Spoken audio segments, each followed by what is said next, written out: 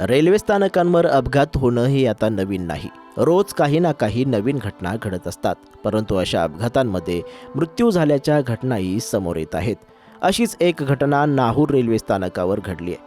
5 मार्च रोजी नाहूर रेल्वे स्थानकावर एका महिला पोलीस कॉन्स्टेबलला लोकल ट्रेनमधून पडून जीव गमवावा लागला.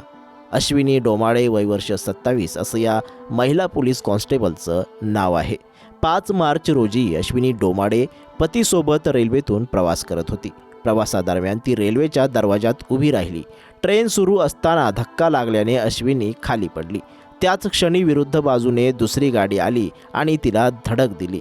या घटनेत महिला पोलीस कॉन्स्टेबल अश्विनीचा मृत्यू झालाय. अश्विनीच्या पतीने रेल्वे पोलीस आणि एका पोर्टरच्या मदतीने तिला रुग्णवाहिकेतून फोर्टिस रुग्णालयात नेलं. दुपारी 2:10 वाजता अश्विनीला डॉक्टरांनी मृत घोषित केलं. त्यानंतर तिचा मृतदेह शवविच्छेदनासाठी सरकारी रुग्णालयात पाठवण्यात आला.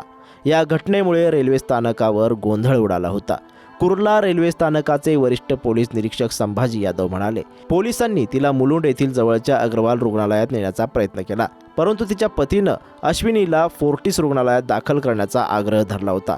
स्लो लोकल नाहूर स्थानकावर थांबली. त्यानंतर लोकल पुन्हा सुरू झाल्यावर अश्विनी पडल्याचं सीसीटीव्ही फुटेजमधून समोर आलं आहे. अश्विनीच्या पतीने तिचा हात धरून तिला वाचवण्याचा प्रयत्न केला, तरीही ती घसरली. तिचं डोकं डोंबिवलीच्या दिशेने जाणाऱ्या जलद लोकल ट्रेनला धडकलं.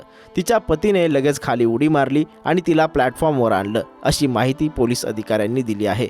अश्विनी ठाण्यातील पोलीस मुख्यालयात कार्यरत होती. ट्रेनिंग पूर्ण केल्यानंतर अश्विनी नुकतीच जॉईन झाली होती. तिची ही पहिलीच नोकरी होती. लग्न होऊन 3 वर्ष झाली होती. ती कळवा पूर्व भागात राहत होती. तिचा नवरा एका खाजगी कंपनीत काम करत आहे. रेल्वे प्रशासनाने नागरिकांना काळजी घेऊन प्रवास करण्याचं आवाहन केलंय. प्रवास करताना नागरिकांनी सुरक्षितता बाळगणं गरजेचं असल्याचं त्यांनी म्हटलंय.